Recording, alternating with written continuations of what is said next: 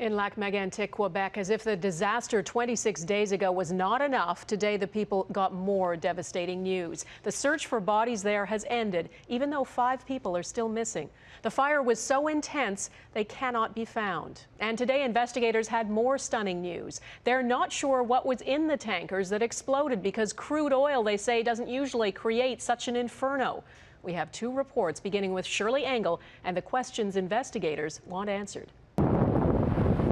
Nearly a month later, the extent and intensity of the inferno at Lac-Megantic still has investigators scratching their heads. We want to make sure that the dangerous goods that were involved here, that they were properly described, that they were properly packaged in the right tankers. The Transportation Safety Board says crude oil doesn't act like this.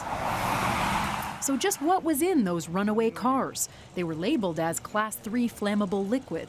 It can range from a very thick, tarry, black, oily type of petroleum products, crude oil and that sort, down to the very, very thin, light oils that are highly volatile and burn very fiercely like jet fuels, gasolines. Fluid samples to be analyzed in Ottawa over the coming months may provide some clues. The company, Montreal, Maine and Atlantic, didn't return calls today, leaving experts to speculate.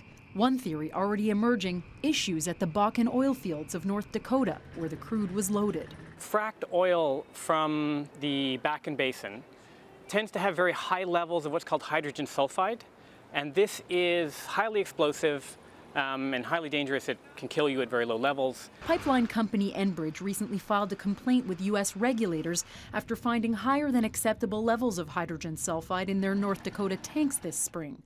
We were unable to identify the specific origination points. Enbridge is not in a position to speculate on the reason. A source told Global National it was an isolated incident. Calls to World Fuel Services, the company that loaded the cars at the source, also weren't returned. It could be something else entirely. I mean, at this point, we don't know, but that's, I think, should be of concern given the fact, we now have these oil trains moving through the hearts of communities right across the country. Transport Canada recently tightened rules when it comes to staffing trains carrying dangerous goods, but has yet to act on calls to ban the use of older tanker cars to transport oil and revisit the regulations around moving oil in general. Shirley Engel, Global News, Ottawa. Bonjour tout le monde. The announcement was final. After 27 days of painstaking investigation, the work at Lac-Mégantic's Ground Zero is done. Everything that could have been found, we're convinced, has been found. Like I said, it was done very strategically. To date, 47 people are missing, but only 42 bodies have been found. The investigation will now continue at the coroner's office, where they say every attempt will be made to find some sort of link to the 5 missing victims. Today, the coroner asked the victims' families for time and patience. Identifying the remains presents an enormous challenge given the state of what's been found. Meanwhile, the borders of what is known as the yellow zone are getting smaller. 100 people will be allowed to return to their homes, bringing much needed relief to residents like Antoinette Paré and her daughter, who live just outside the perimeter.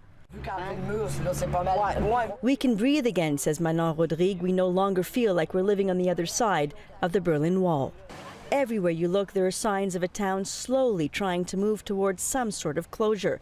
The need to heal is palpable. I think you can feel the sadness here because everyone here are broken by the event. But yes, we have to move on and get together, be together to be more stronger. And Donna, what was abundantly clear was how much this experience touched the teams who have worked on finding the victims' bodies. One after another, they thanked the families for their courage and dignity in the face of such unspeakable tragedy. Donna. All right, Paula Samuel in Lac-Megantic, thank you.